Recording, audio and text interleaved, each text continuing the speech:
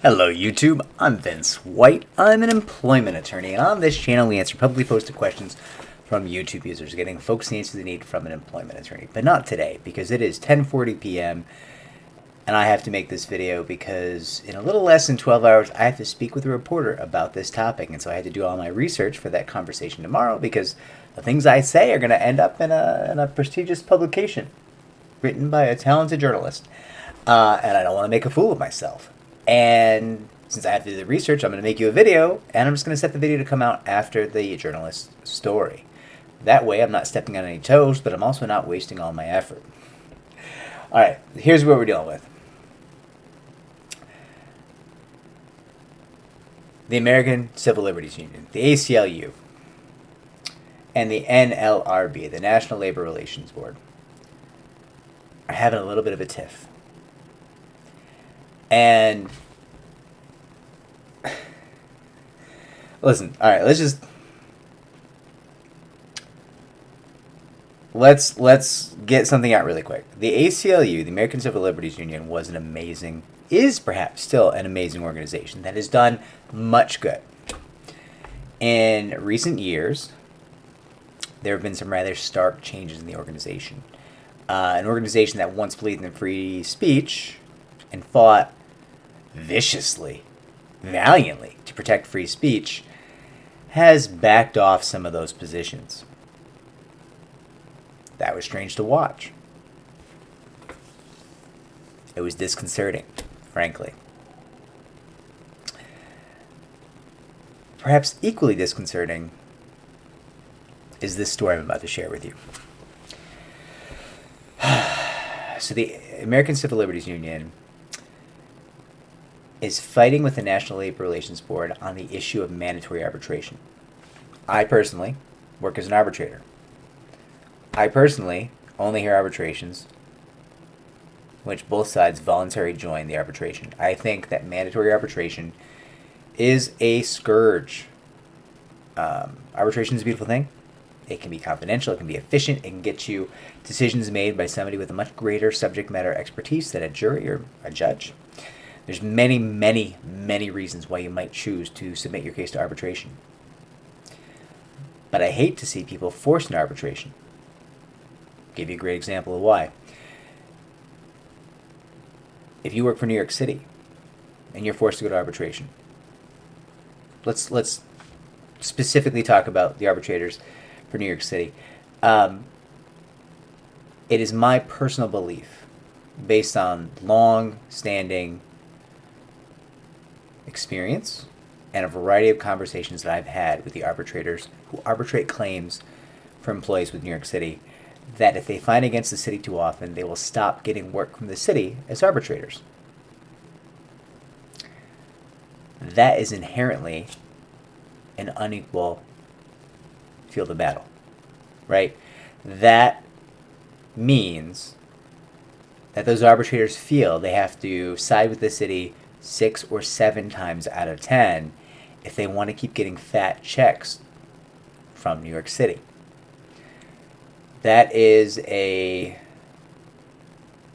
horrific allegation, unprovable, not asserting it as fact. It is merely my suspicion, my belief, based on my experience and a variety of conversations I've had with people who do this for a living. Now, it's hard to imagine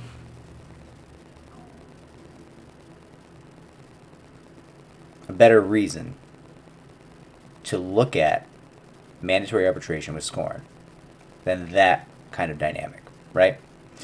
And the National Labor Relations Board, you could argue, is one of Biden's greatest achievements. It has recently made great strides, the past 12 months, in pushing back on mandatory arbitration. For whatever reason, the Biden administration has not chosen to tout their victories in the NLRB. It has not chosen to support the brave people leading the charge in that agency that they put in power there. I don't know why that is. I will never understand why that is, because it's one of the things that I look at, the Biden, and I do not feel the Biden administration is an employee-friendly administration. They have a history of union busting. We'll look at the train workers. We'll look at the auto workers, right? Like, the Biden administration is a lot more worried about the Biden administration getting elected again and getting fat checks from donors than it is about workers. That is clear. However, they do have this bright spot on their resume. The NLRB has been empowered and emboldened and achieved great things. And that is something that President Biden could say, I did that. And I'd be frustrated because I don't know that I actually think he meant to do it, but he did do it. And I would not argue otherwise. He did it. He done did it. He did the thing, right? Now, all of that's worth sharing because let's get into this. We had a case go to the National Labor Relations Board. And the ACLU argued, hey, that case shouldn't go here. That person's subject to a mandatory arbitration agreement. And the National Labor Relations Board said, listen, it has long been settled. A mandatory arbitration agreement cannot keep you from bringing your case before the NLRB. And so they heard the employee's case. The ACLU appealed that decision. The ACLU, the American Civil Liberties Union, wants to limit the access of employees to the National Labor Relations Board. It wants employees instead, when subject to a mandatory arbitration agreement, to lose access to the federal entity designed to safeguard their rights. Does that sound strange to you? It sounds strange to me. It sounds very strange to me. But wait, there's more. The plot thickens. Let's first acknowledge that the American Civil Liberties Union is using mandatory arbitration agreements. Not a good look. Let's further acknowledge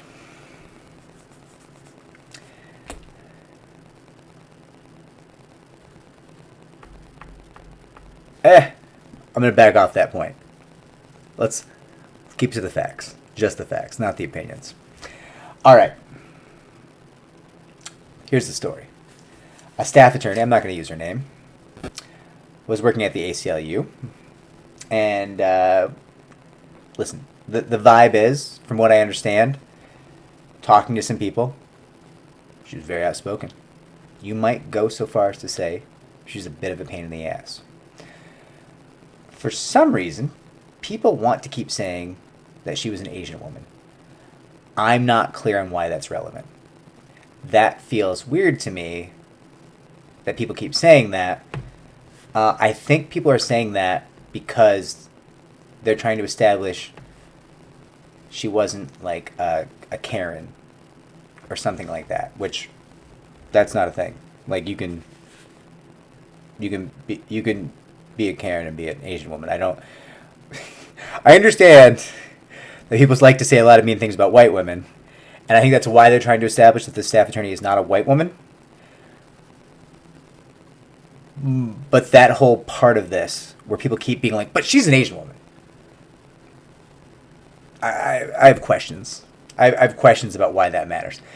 But mind you, like, people really want you to know she's an Asian woman for whatever reason. She was complaining about various things in the organization. And very outspoken, kind of a ringleader. Very clear the organization did not appreciate her. And I'll read you two quotes that stick out from her various antics. She said after a meeting that the beatings will continue until morale improves. Now, I don't know how that statement could be about someone, but it's alleged that that statement was about a black man.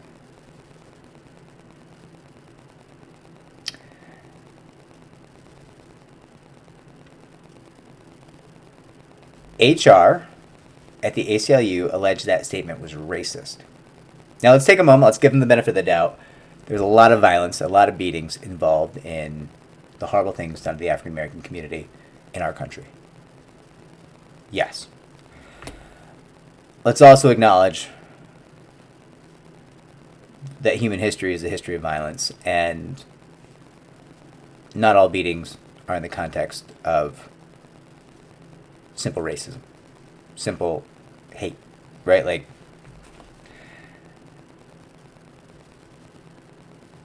there's been a lot of violence. A lot of people did a lot of bad things, and I don't know that you can necessarily link that statement to a person. First off, I don't really see how that statement could be about a person. It's more about a vibe, an organizational issue, but also, like, I don't think that's fundamentally racist. The second statement was actually a little bit more innocent. The staff attorney said that she was afraid to raise certain issues with her direct supervisor. Her direct supervisor was also a different African American man. Now, I understand if you try to paint an African American man as the trope of the angry black man, why that is a racist trope, and that should very much be viewed as wrong and inappropriate, and something that should be addressed by the organization. It's not what she said. She didn't say, I'm afraid of that guy. I can't talk to that guy. He's angry. That's not what she said. She said, there are certain issues that I'm not certain issues I'm afraid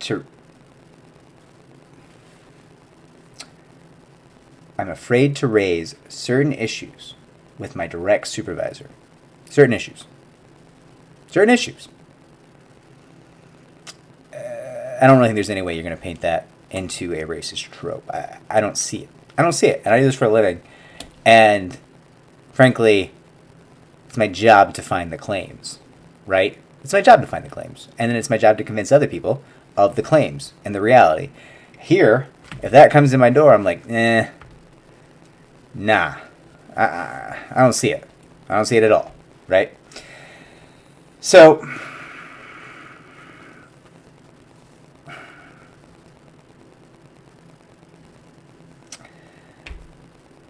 the idea here seems to be that if you make a complaint against a supervisor, and that supervisor happens to be a member of a protected class, then that complaint is, by definition, discriminatory. That does not make sense, right? Like, if let's just say I'm Irish, and let's say somebody makes a complaint about me. Vince is pedantic. He just runs his mouth and he wastes my time, and I hate him. Not discriminatory. Mean-spirited. Also potentially accurate, but not discriminatory, right? Let's try it again. Let's make it discriminatory. Vince, that effing potato eater. I wish I could stuff one of those goddamn potatoes in his effing mouth. Shut him the F up. Okay. All right. We ventured into discrimination land, right? Like, I feel like we can go ahead and say that's pretty hateful, right? The two things are not the same. So it's weird that they went after the staff attorney, she sounds like a pain in the ass. Very vocal. And they clearly didn't appreciate the uprising in their ranks. They clearly didn't like it, right? And I'm not saying she shouldn't be vocal, but she's a woman. I'm saying they would have been annoyed by me too, right? Like, if I was out there running my mouth, they'd be like, yo, get that guy out of here. Whatever you gotta do, get him out of here, right? And that's not a good look for the ACLU. It's not the end of the world. What I do view as slightly more damning, I mean, listen, it's also not good just call stuff racist because you want to fire somebody. Like, that's silly. That's silly. It makes you look silly. And you're too important of an organization to look that silly. It doesn't make sense. But fine. The idea that you're going hard in the paint to reduce workers' rights because you did some dumb shit? What do we give you money for? What do you do? That's good. Why do we still give you money? Why, like, you're hurting people. We give you money to help people, to make people more free, and you're taking the money and you're using it to hurt the people. You're trying to reduce the rights of the American employee. That is deeply disturbing. And if you want to continue to exist as an organization, and you want to continue to get checks from me, a person who used to really believe in the things you did, I think you need to rethink what you're doing. Because an ACLU that is against free speech and an ACLU that is against workers' rights is no ACLU of mine. In fact, it is a monstrous villain that I would feel compelled to destroy. I'm not saying I have the power to destroy the ACLU, but that's never stopped me from trying before. Just not that bright. Anyways, deeply disappointing. Deeply disappointing. Like, what is going on over there? Can we get some adults with, like, real education? Some desks at the ACLU? Like, who are these people? I don't understand. Like, how do they get power? What kind of Twitter education did you receive that this is the idiocy that we see from you? I can't understand this. Like, I don't understand. Alright. Like, subscribe, comment down below. Share the channel so it can grow. Take care, everybody.